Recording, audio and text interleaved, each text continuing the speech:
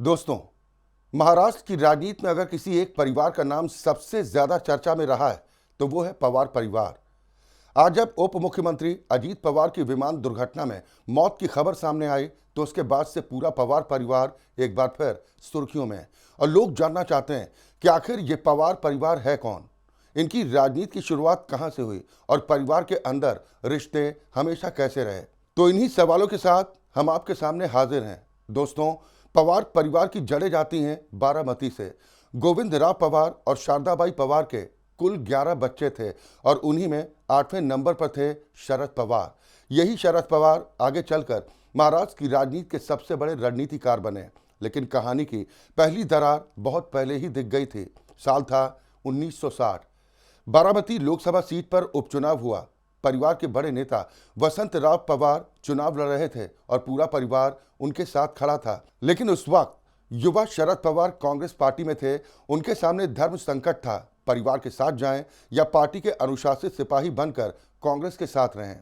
शरद पवार ने फैसला किया कि वो कांग्रेस के साथ खड़े रहेंगे। नतीजा ये हुआ कि वसंत राव पवार चुनाव हार गए और पहली बार ऐसा लगा कि पूरा परिवार एक तरफ है और शरद पवार अकेले दूसरी तरफ। यहीं से शरद पवार की राजनीति की असली पहचान बनी। उनके गुरु माने जाते हैं यशवंत राव चव्हाण और फिर शरद पवार ने तेजी के साथ सीढ़ियां चढ़ी। साल 1978 में वो महाराष्ट्र के सबसे कम उम्र के मुख्यमंत्री बने। लेकिन शरद पवार की राजनीति सिर्फ सत्ता में रहने की नहीं थी, बल्कि समय के हिसाब से फैसले बदलने की थी। जब जरूरत पड़ी उन्होंने पार्टी भी तोड़ी और जब जरूरत पड़ी पार्टी के साथ भी खड़े रहे। अब कहानी में आता है अगला बड़ा नाम, अजीत पवार। एक दौर था जब माना जा रहा था कि शरद पवार के राजनीतिक उत्तराधिकारी अजीत पवार होंगे, लेकिन परिवार के भीतर राजनीति हमेशा सीधी नहीं रही। साल था 1991। बारामती सीट से सांसद बनने की इच्छा थी दिनकर राव पवार की, जिन्हें लोग अप्पा साहब कहते थे। लेकिन शरद पवार ने यह फैसला किया कि दांव अजीत पवार पर लगेगा और सिर्फ 32 साल की उम्र में अजीत पवार सांसद बन गए। इसके बाद अजीत पवार विधानसभा में चले गए और लोकसभा से शरद पवार खुद जीतते रहे। फिर साल 2009 से बारामती की सांसद बनी सुप्रिया सुले और यहीं से परिवार में एक नया द्वंद्व शुरू हुआ। अजीत पवार बनाम सुप्रिया सुले, कौन होगा असली वारिस और कौन संभालेगा पार्टी की कमान। एक किस्सा बहुत चर्चित हुआ।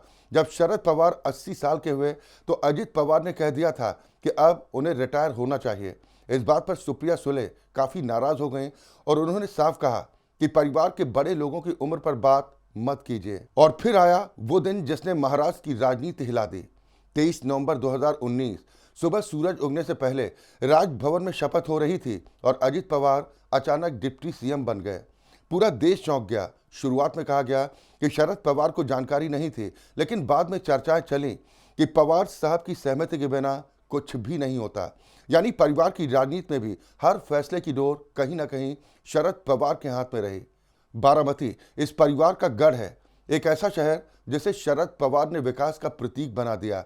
आज वहां सिर्फ राजनीति नहीं बल्कि sugar mill, poultry, edible oil जैसे हर बिजनेस में पवार परिवार की पकड़ है। कहा जाता है कि बारामती में पवार परिवार की अनुमति के बिना कुछ भी होना असंभव है। अब कहानी आती है नई पीढ़ी पर। रोहित पवार, पार्थ पवार और जय पवार। रोहित पवार को भविष्य का बड़ा चेहरा माना जाता है। पार्थ पवार ने 2019 में मावल सीट से चुनाव लड़ा लेकिन हार गए और ये अजीत पवार परिवार के लिए बड़ा झटका था। हाल ही में अजीत पवार ने खुद कहा था कि उनकी इच्छा है पवार परिवार फिर एक हो जाए और नई पीढ़ी को गाइडेंस देने की बात भी उन्होंने की थी। लेकिन आज की घटना के बाद सवाल फिर खड़ा हो गया कि अब पवार परिवार का भविष्य क्या होगा। क्या सुप्रिया सुले केंद्र की राजनीति में जाएंगी?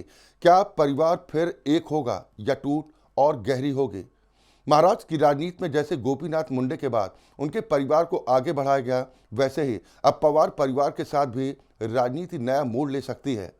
पवार परिवार की कहानी सिर्फ सत्ता की कहानी नहीं है, ये कहानी है रिश्तों की, रणनीति की और उस परिवार की जिसका नाम महाराष्ट्र की राजनीति का पर्याय बन चुका है।